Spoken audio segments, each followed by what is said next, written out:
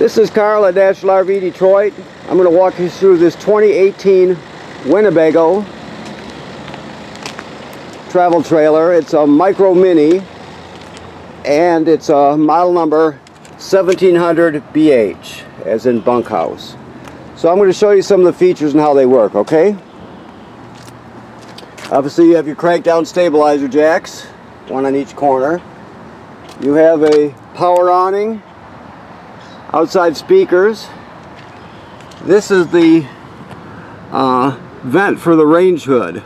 So if you're cooking and you want to vent to the outside, it vents out right here. This is the LP furnace vent. You have a TV signal out plus power, and they have a backer here to for some kind of a mounting bracket if you wanted to add something like that. Now this is the black tank flush here. Generally, when you flush the black tank, like it states on this sticker here, you always want to have the black tank valve open so too much pressure can't build up. So it goes like this. You'll hook up your dump hose, put it in the dump station. You'll pull the valve and dump the black tank. Then, with the valve still open, you'll hook the hose of the dump station on here, turn it on, and it'll spray out the inside of the tank, clean it out, clean off the sensor so you get a good accurate reading, that sort of thing. But make sure the valve is open, the dump valve is open before you turn the water on, okay? Other than that, it's pretty straightforward. This is the most common way to get water to your trailer, obviously, is the city water hookup. Well, this is the second most common. This is the fill for your fresh water tank. So if you're camping someplace without city water, you can pre-fill your fresh water tank and then use the onboard pump to pump the water. I'll show you the switch for the pump when we get inside. It's just a second way to get water to your system. So these two covers here are service panels for your gas absorption refrigerator. We'll talk more about the refrigerator when we get inside. Okay. Pass-through storage. You have a bike rack for 2 bikes. LP tanks. Let's see what else here. There's a kill switch for your battery, just so you know. This is important because it's kind of out of the way. But right here, you can see that's the kill switch for your battery. So if you want to shut the battery off, you'll do it right there. By shut it off, I mean disconnect it from the trailer. Okay. You have a power tongue jack. If this tongue jack ever fails for any reason, you can unscrew this cap here, and you can use the small crank. Let's see, you can see there's a small silver crank there. You'll use that to crank it manually to get yourself out of trouble. Okay. There's your 30 amp shore cord. We're just on battery right now because we're away from the building, but that's your 30 amp cord. There's your city water hookup. That's the most common way to get water to the trailer. You just hook it up and you're all set. The compartment below is a shower / sprayer, hot and cold water. Of course, this one here is your water heater. This trailer is winterized right now, so the water heater is empty. Here's the cap for it. You can see that. And then there's the drain right there. So it's empty right now. I'll show you the switch when we get inside. Never run the water heater without water in the tank. It's important to have water in there, obviously, for safety reasons. I'll show you the switch inside.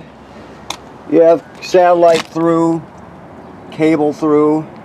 This is where your 30 amp power cord hooks up to.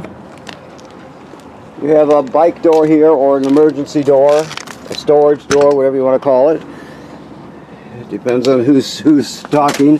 This folds out of the way if you need to, as you can see, to get more storage.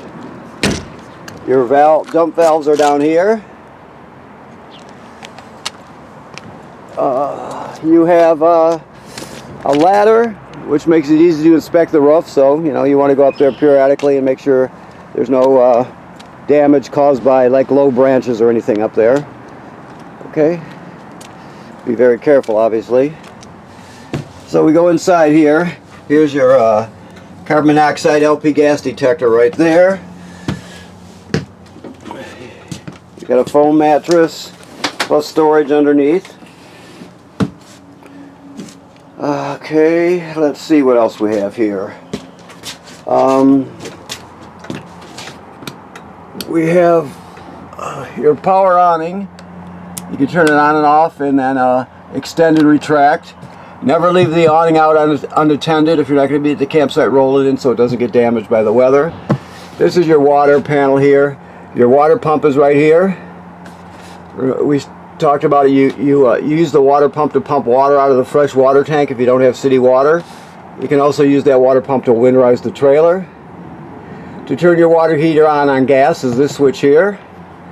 To turn on the electric heating element is right here. Most people will, when they hook up at their campsite, will turn the electric heating element on and just leave that on for, you know, washing and dishes and things like that. But if they're going to use the shower, for example, they'll kick the gas burner on. Always make sure there's water in the tank before you run these. And of course, your levels are all here. Small TV. When it comes to your refrigerator, this is a gas absorption refrigerator. So let's see what we've got here. It runs on 110 AC or LP gas. So the way generally there's on and off right there.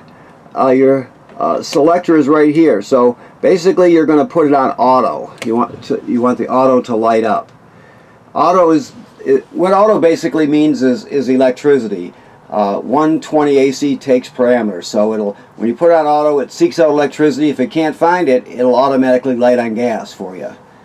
Or if let's say you get up early in the morning and you take off to go adventuring for the day, and it's a hot day and you have a power outage at the campground, it'll sense that and it'll automatically sense the lack of electricity and it'll automatically light on gas for you, so you don't spoil your food. So generally speaking, that's the way you want it. You can run it dedicated to gas if you want by pushing the gas button, but it's very simple.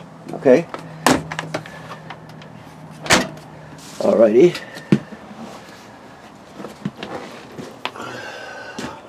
Microwave works like any other microwave.